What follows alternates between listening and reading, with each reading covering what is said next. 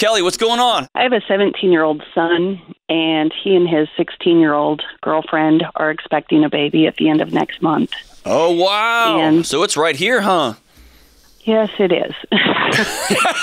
So Yes, it is. I'm just trying to figure out how to parent through this. I've not been doing a great job, and it's going to be here real soon. So how do I help support these kids to the best of my ability? I love that you asked that question and that you're vulnerable. I really do. Thank you for making this phone call. And for whatever it's worth, if I look at the data, there's several 100,000 parents across the country this year that are going to be in your same situation.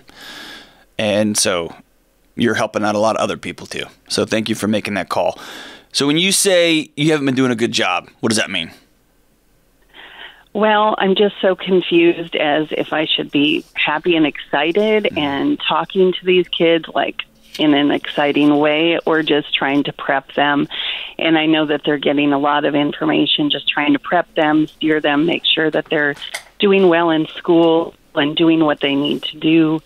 And but then there's, you know, it's like, should I be excited, or should I be, pounding on them and just making sure they're doing what they need to do to graduate school? I mean, they're both juniors and they still have one more year of high school. Yeah. So they're going to be living with one of us. My son's dad and I are divorced, and then the girl's parents are still together, but it's like, maybe staying, and how do we do this? I love it. Okay, so a couple of things. They are going to continue some sort of romantic relationship together and raise this baby. That's the goal? Yes, that is the goal. Okay. And they're going to move in with either you or ex-husband or her parents? We're not sure. Right Okay. now it sounds like we're on a rotation since my son goes back and forth between his dad and myself yet. Okay. But I don't know that that's the healthiest. Right. It's not. Yeah. Okay. Okay. So have you sat down and had some sort of conversation, some sort of connection with her parents? A little bit. Mainly her mom. Her dad's an alcoholic. And, Okay. but her mom seems super giddy, very excited. Sure. But she also is drowning in her own problems. Yep. Okay. Are they cool with their daughter and their new grandbaby moving in with you guys? I don't know that. Okay. We have not really had that discussion. Okay. So. And I don't know that she really could move in to either my home or my ex-husband's. I mean, I probably have the most space, but at the same time, I have a lot of pets, and the girl is allergic to a lot of things. Okay. So here's I'm going to give you a whole bunch of stuff, okay? And if it gets too much to write down, in fact, I'll say don't write this down. You can circle back whenever this episode airs, and then you can pass it along to everybody involved here. And Okay. this will give you some, hey, this guy on the radio recommended that we do some of these things together, and I want to follow that lead, right? So I'm going to give you a tip of spear here, like a way to engage in these conversations that might otherwise be a little bit messy. But your son and your new grandbaby and I don't even know what you would call her, the mother of your grandbaby, right? Because it's not going to be Right. your daughter-in-law or anything yet. Not yet, They right. need an adult to step up and help guide what's coming, okay? So to answer your original question, yes. Be as excited and cheer. This is a baby. I don't want your son welcoming in a human being under a cloud of negativity and regret. And they will need somebody to cheerlead them, to teach them how wonderful and exciting and beautiful this new human being is going to be. And they need somebody to help guide them on, the government just said a year ago you can drive, right? So they're still kids. They're still children. They need somebody else to help guide them on the responsibilities that they have no idea are coming their way, right? So it's a both and. But if you lean too heavy on the fire and the brimstone and everything in this moment, and this sounds so cliche, is led by love. Love, smiles. You are going to have to let go of this fantasy. It's gone, right? Your life took a left turn. You didn't expect it. It wasn't how you would have drawn it up, but it is what it is. Now you got to choose. I'm going to love this grandbaby till I'm going to love this little baby like she's never been loved before, and I'm going to model for my son and his girlfriend what this kind of love looks like, right? Mm-hmm. Everybody's got to be involved in that way. If that grandbaby goes to one of these homes and is bathed in shame, bathed in you shouldn't be here, your daddy screwed up, man, you are talking about legacy changing shame. You're talking about family tree altering self-hatred, and that baby doesn't deserve that. Okay? No. So everybody's got to be on the same page as much as possible. This is going to mean that somebody, and you called, so I'm appointing you. Somebody's got to call a meeting with the parents of these kids. That means you might have to get back in the same room as your ex-husband, or at least get on a Zoom call. That means her mom, if dad's not functioning, then her mom's going to come over, and y'all need to come up with a game plan. And I'd recommend 6 months to a year, and then we're going to reevaluate. I hate to tell you this, your pets come a distant third.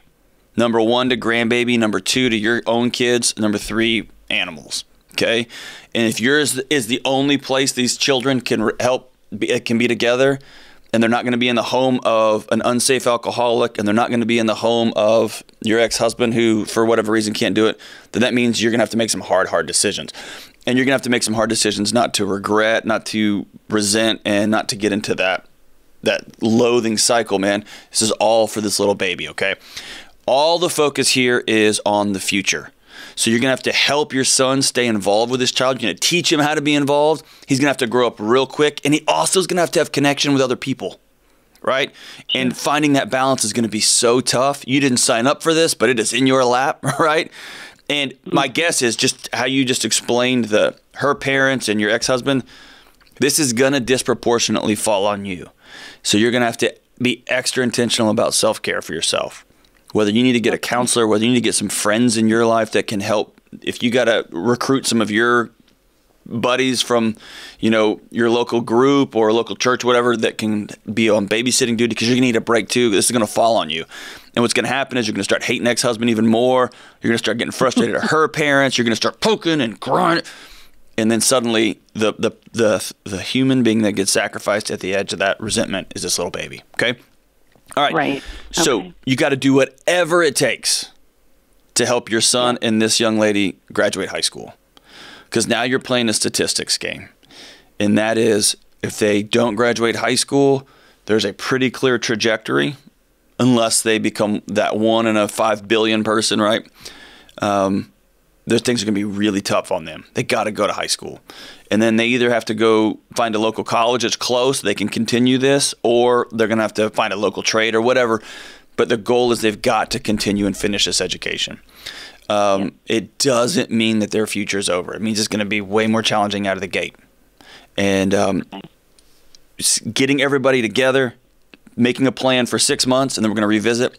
Then the next 6 months, and we're going to revisit.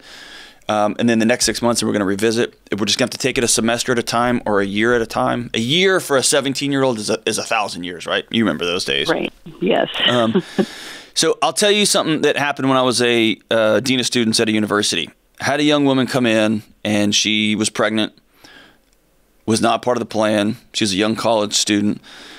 She came in with her head held down, and she walked into our dean of students office. She was trying to figure out how to take a leave of absence, what she could do, and she just had this demeanor about her that she was defeated. And I heard her talking to the admin. I stepped out and said, "Hey, come in my office." And I said, "What's going on?" And she said, "Well, I'm pregnant." And I cheered. I said, "You're going to have a baby." And she looked at me and got wide-eyed. And I said, "No, you didn't. This isn't the way you drew it up, but you're going to have a baby." And I at the time had a 2-year-old, I think, or a 1-year-old, 3-year-old, something like that. And I would just talk to her for a second about, this is the messiest, craziest, most bananas adventure, and I've never known love like I know right now with my little bitty girl. And she just started crying, and she said something that was heavy. She said, "You're the first person to talk about my baby as somebody to be loved." Her mom called me later that night, later that evening, and said, "I want to thank you for challenging me like that.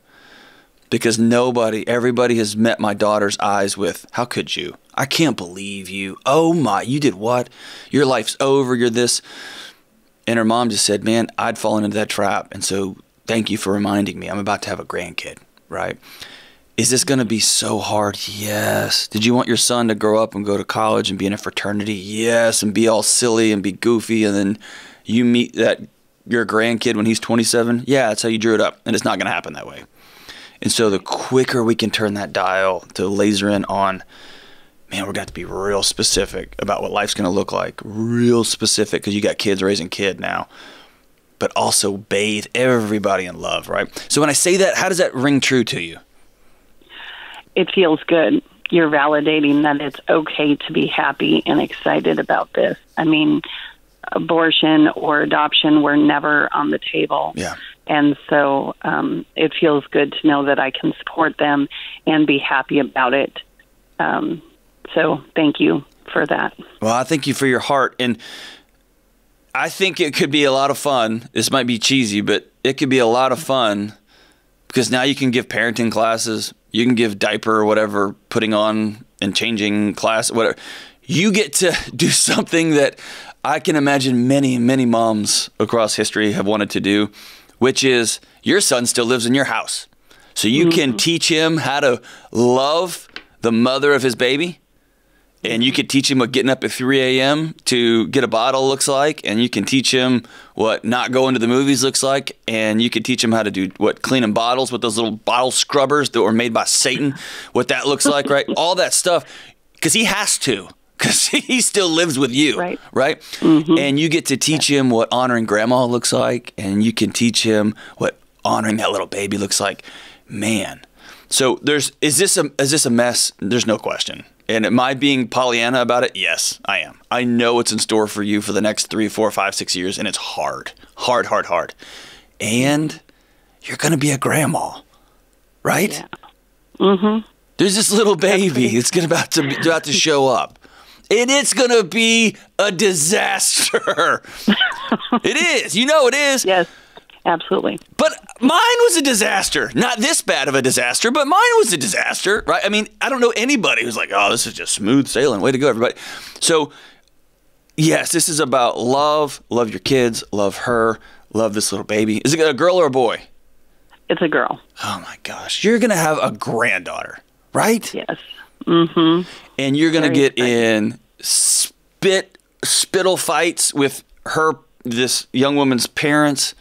You thought you and your ex-husband fought. Oh, man, it's going to be awesome, right? Right. But it's all for the sake of this little baby. It's all for the sake of this little baby. So get an architect, man. Get someone who's going to help you map out what this is going to look like. Parenting classes every Saturday for the next the next 2 years, right? High school class. How can we get them graduated quick? Can we get them into a local community college quick? You may have to tell some of your cats and dogs and chickens and frogs and birds or whatever you got in the house, they got to find new homes because my granddaughter's moving in. My granddaughter's moving in, right? And be the first to volunteer. Tell the other parents involved, I'm going to let them live here. That baby's going to get to go see mom. As long as she's safe in the home of an alcoholic, we're going to make sure everything's safe. And then we're going to figure it out as we go. And make sure you take care of you during this time because it's going to be tough because you're going to be carrying a lot of this load.